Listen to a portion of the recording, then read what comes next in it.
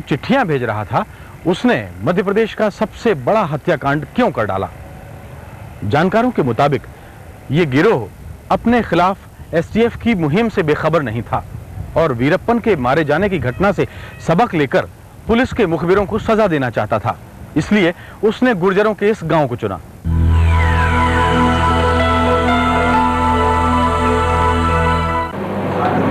डाकू रामबाबू गरड़िया भले ही जाति विशेष का हीरो बन गया हो, लेकिन रावत और गुर्जर समाज का वो दुश्मन नंबर 1 बन गया है। ग्वालियर के पास हुए नरसंहार के बाद गुजरों ने भी गडरियों के खिलाफ हथियार उठाने की धमकी दे डाली है। बिल्कुल गुजरों में से अगर पुलिस प्रशासन ने कुछ नहीं किया तो हम लोग जंगल में कूदेंगे, बिल्कुल बंदूक लेकर फरार होंगे। और ये चेतावनी दे रहे हैं प्रशासन को, बीजेपी सरकार को कि 2 दिन का मोहलत है, अगर 2 दिन बाद अगर कुछ नहीं हुआ तो हम आंदोलन शहर में और गाँव में रोड पे चक्का जाम आंदोलन करेंगे। गुजरों के चंबल में करीब आधा दर्जन डाकू गिरोह हैं, जिनमें से निर्भय सिंह गुजर का आतंक सबसे ज्यादा है। इस गिरोह ने यादवों को निशाने पर ले रखा है।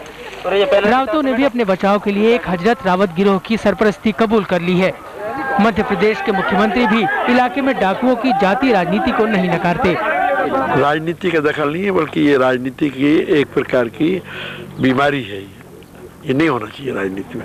जातीयता का जितना असर बढ़ेगा उतनी राजनीति का जो है असर स्वच्छता के ऊपर कम जाएगा। मॉरल राजनीति अगर चाहते हैं तो भारत की राजनीति राष्ट्रवाद पर होना चाहिए।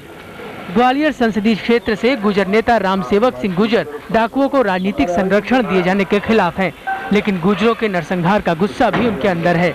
हम तो मुख्यमंत्री से चाहते हैं, मुख्यमंत्री जी इस्तीफा दें, गृह मंत्री इस्तीफा दें और यहाँ के तत्काल पुलिस प्रशासन को बिल्कुल चेंज करना चाहिए।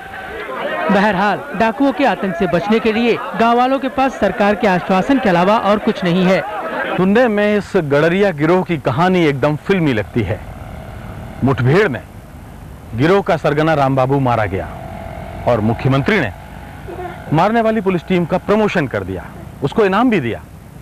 कुछ दिनों बाद रामबाबू जिंदा हो गया। न केवल जिंदा हुआ बल्कि उसने पुलिस को समर्पण भी किया और उसके बाद पुलिस हिरासत से फिर फरार हो गया। इस नाटकीय डाकू की आतंक भरी कहानी पर एक नजर।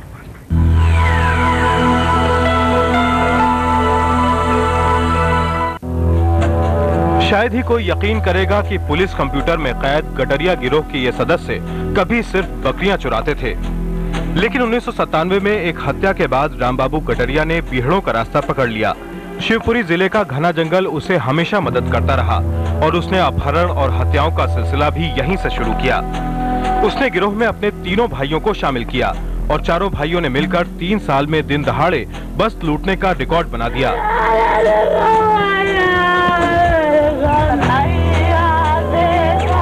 उन्होंने दनादन हत्या और अपहरण की दर्जनों वारदातें की, लेकिन 1999 में पुलिस के साथ इस गिरोह की भीषण मुठभेड़ हुई। मुठभेड़ के बाद पुलिस ने दावा किया कि रामबाबू गडरिया मारा जा चुका है। शिवपुरी जिले के बैराट थाने के इंस्पेक्टर अशोक तोमर को मुख्यमंत्री दिग्विजय सिंह ने तुरंत प्रमोशन दिया और बाकी पुलिसकर्मियों को इनाम दिए, लेकिन जल्द ही पता चल गया कि रामबाबू जिंदा है। रामबाबू की बहन रामश्री गांव की सरपंच भी थी। उसने खुद इस बात की तस्दीक की। रामश्री ने बाद में रामबाबू और उसके 3 साथियों का समर्पण भी कराया, लेकिन समर्पण के बाद की जिंदगी रामबाबू को रास नहीं आई और वो पुलिस हिरासत से साथियों के साथ सन 2000 में भाग निकला। इसके बाद तो उसने कहर बरपा दिया और 50 से ज्यादा हत्याएं और 100 से ज्यादा अपहरण अंजाम दिए। इस साल उसने कुछ डॉक्टरों के भी अपहरण किए। जब वो पैसे देकर छूटे तो उनके हाथों गडरिया ने पुलिस को चिट्ठी भेजी, जिसमें एक बार फिर आत्मसमर्पण की इच्छा का जिक्र था। उन्होंने एसपी साहब को चिट्ठी दी है कि 15 अगस्त सन 2004 को एक घोषणा हुई थी राज्यपाल के द्वारा कि अगर हमारे लिए 10 किलो आत्मसमर्पण करें तो हमारी कुछ शर्तें हैं। तो राज्यपाल और मुख्यमंत्री जी के लिए आप ये हमारा मैसेज करें एसपी महोदय के द्वारा, तो चिट्ठी देके हमको जो अपनी छूट दे। पुलिस ने भी माना कि गडरिया की चिट्ठी उन्हें मिली है, लेकिन वो शर्तें मानने लायक नहीं थी। मुख्य रूप से उन्होंने आत्मसमर्पण करने की इच्छा व्यक्त की है, जिसमें उन्होंने कुछ शर्तों का उल्लेख किया है, जिसमें कि एक तो उनके जो पुराने प्रकरण हैं उनमें जो सजा हुई है उनमें माफ़ी की मांग, जो लंबित प्रकरण है उनमें शीघ्र निराकरण, रहने की व्यवस्था। कुछ शर्तें तो बेहद दिलचस्प थीं। मसलन जेल में उन्हें घूमने के लिए सूमो गाड़ी दी जाए, एक मालिश वाला दिया जाए एक डिब्बा देसी घी हर महीने दिया जाए, साथ ही कॉस्मेटिक्स के साधन भी मिले। इसी बीच वीरप्पन की मौत के बाद गिरोह सावधान हो गया, क्योंकि यहाँ भी एसटीएफ की घेराबंदी चल रही थी। लोग उसके खिलाफ पुलिस की मदद न करें, इसी कारण से उसने इस हत्याकांड को अंजाम दिया, राजेश कांड को अंजाम दिया। राजेश बादल, भोपाल, आज तक। चंबल और ग्वालियर के इलाके में गडरिया गिरोह के आतंक पर यह था हमारा विशेष कार्यक्रम। देश और दुनिया की बाकी खबरों के लिए देखते रहिए आज तक। बात करते हैं अपने संवाददाता